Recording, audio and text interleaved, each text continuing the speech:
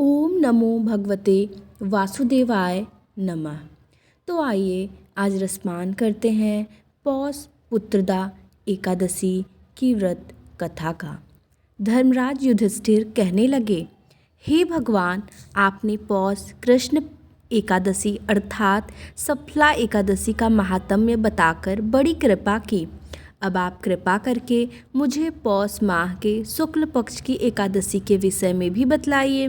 इस एकादशी का क्या नाम है तथा इसके व्रत का क्या विधान है, इसकी विधि क्या है, इसका व्रत करने से किस फल की प्राप्ति होती है और उसमें कौन से देवता का पूजन किया जाता है। कृपया यह सब विधान पूर्वक कहिए। भगवान श्री कृष्ण बोले, पौष माह के शुक्ल पक्ष में आने वाली इस एकादशी को पौष पुत्रदा एकादशी कहा जाता है। इसमें भी नारायण भगवान की पूजा की जाती है। विधि पूर्वक इस व्रत को करना चाहिए। इस चर और अचर संसार में पुत्रदा एकादशी के व्रत के समान दूसरा कोई व्रत नहीं है। इसके पुण्य से मनुष्य तपस्वी, विद्वान व लक्ष्मीवान होता है। इसकी मैं एक कथा कहता हूँ, सो तुम ध्यानपूर्वक सुनो। भद्रावती नामक नगरी में सुकेतुमान नाम का एक राजा राज्य करता था। उसके कोई पुत्र नहीं था। उसकी स्त्री का नाम सव्या था। वह निपुत्री होने के कारण सदैव चिंतित रहा करती थी। राजा के पितर भी रो रो कर पिंड लिया करते थे और सोचा करते थे कि इसके बाद हमको कौन पिंड देगा। राजा को भाई, बांधव, धन, हाथी, घोड़े, राज्य और मंत्री, इन सब में से किसी से भी संतोष नहीं होता था। वह सदैव यही विचार करता था कि मेरे मरने के बाद मुझको कौन पिंडदान करेगा। बिना पुत्र के पितरों और देवताओं का ऋण मैं कैसे चुका सकूंगा। जिस घर में पुत्र न हो उस घर में सदैव अंधेरा ही रहता है।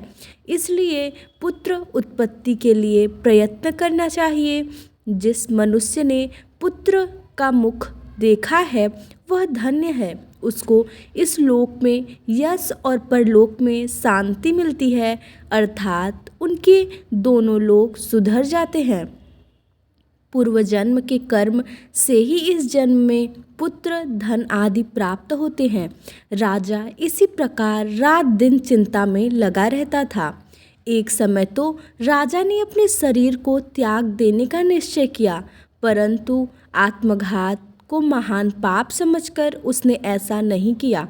एक दिन राजा ऐसा ही विचार करता हुआ अपने घोड़े पर चढ़कर वन को चल दिया तथा पंछियों और वृक्षों को देखने लगा। उसने देखा कि वन में मृग, व्याघ्र, सूअर, सिंह, बंदर, सर्प आदि सब भ्रमण कर रहे हैं। हाथी अपने बच्चों और हथिनियों के बीच घूम रहा है। इस वन में कहीं तो गीदड़ अपने कर्कश स्वर में बोल रहे हैं, कहीं उल्लू ध्वनि कर रहे हैं। वन के दृश्यों को देखकर राजा सोच विचार में लग गया। इसी प्रकार आधा दिन बीत गया। वह सोचने लगा कि मैंने कई यज्ञ किए, ब्राह्मणों को स्वादिष्ट भोजन से तृप्त किया, फिर भी मुझको दुख प्राप्त हुआ क्यों। राजा प्यास के मारे अत्यंत दुखी हो गया और पानी की तलाश में इधर उधर फिरने लगा। थोड़ी दूर पर राजा ने एक सरोवर देखा। उस सरोवर में कमल खिले थे तथा सारस, हंस, मगरमच्छ आदि विहार कर रहे थे। उस सरोवर के चारों तरफ मुनियों के आश्रम बने हुए थे। उसी समय राजा के दाहिने अंग फड़कने लगे। राजा शुभ शकुन समझकर घोड़े से उतरकर मुनियों को दंडवत प्रणाम करके बैठ गया। राजा को देखकर मुनियों ने कहा, हे राजन, हम तुमसे अत्यंत प्रसन्न हैं। तुम्हारी क्या इच्छा है सो कहो। राजा ने पूछा, महाराज, आप कौन हैं और किस लिए यहाँ आए हैं, कृपा करके बताइए। मुनि कहने लगे कि हे राजन, आज संतान देने वाली पुत्रदा एकादशी है। हम लोग विश्वदेव हैं और इस सरोवर में स्नान करने के लिए आए हैं। यह सुनकर राजा कहने लगा कि महाराज, मेरे भी कोई संतान नहीं है। यदि आप मुझ पर प्रसन्न हैं तो एक पुत्र का वरदान दीजिए।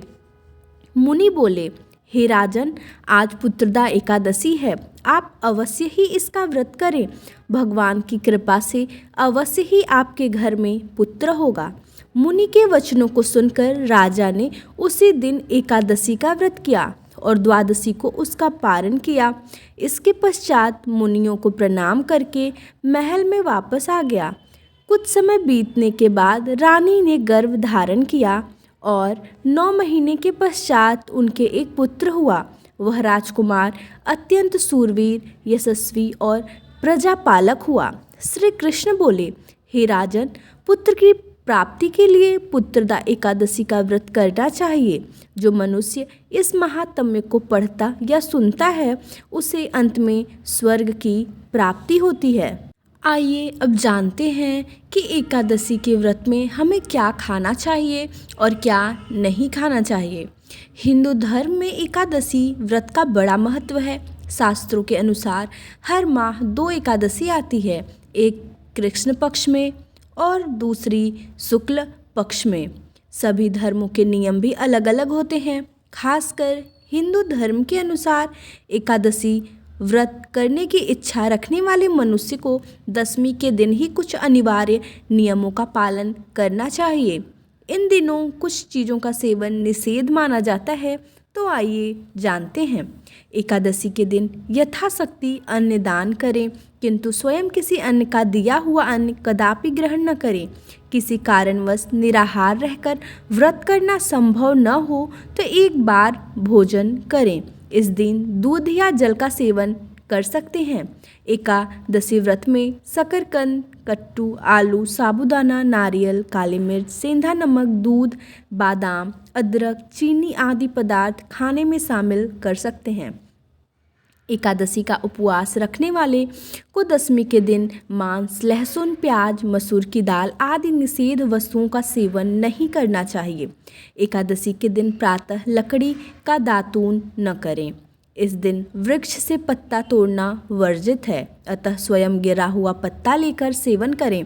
नींबू, जामुन या आम के पत्ते लेकर चबा लें और अंगुली से कंठ साफ कर लें। यदि यह संभव न हो तो पानी से 12 बार कुल्ले कर लें। एकादशी के दिन व्रतधारी व्यक्ति को गाजर, सलजम, गोभी, पालक इत्यादि का सेवन नहीं करना चाहिए। एकादशी पर श्री विष्णु की पूजा में मीठा पान चढ़ाया जाता है, लेकिन इस दिन पान खाना भी वर्जित है। फलों में केला, आम, अंगूर, बादाम, पिस्ता इत्यादि अमृत फलों का सेवन करें। सूखे मेवे जैसे बादाम, पिस्ता आदि का सेवन किया जा सकता है। एकादशी तिथि पर जौ, बैगन और सेमफली नहीं खानी चाहिए। इस व्रत में सात्विक भोजन करें। मांस, मदिरा या अन्य कोई भी नशीले पदार्थ का सेवन नहीं करना चाहिए। प्रत्येक वस्तु प्रभु को भोग लगाकर तथा तुलसी दल छोड़कर ग्रहण करना चाहिए। तो ये थी पौष पुत्रदा एकादशी की व्रत कथा और इस दिन क्या खाना चाहिए और क्या नहीं खाना चाहिए एकादशी के व्रत में। जय श्री कृष्ण।